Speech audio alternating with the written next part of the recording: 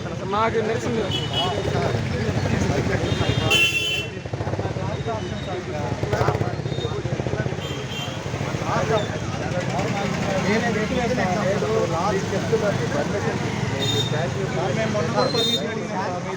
Representation ఇస్తే బాగుండేది. అంటే మీరు అట్లా చేయటం వల్ల దాన్ని మీరే ఇబ్బంది పడే పరిస్థితి. మేము రిక్వెస్ట్ అడుగుతాం, మాకు రేపు ఒక్కరోజే సార్, ఇప్పుడు కొంచెం అదేమే సార్ ఎంతసేపు అయిపోతుంది సార్. అంటే కాదండి, మీరు ఇప్పుడు రేపు మార్నింగ్ ఎగ్జామ్ మీరు ఇట్లా ట్రాఫిక్ అబ్స్ట్రక్ట్ చేయటం వల్ల ఎగ్జామ్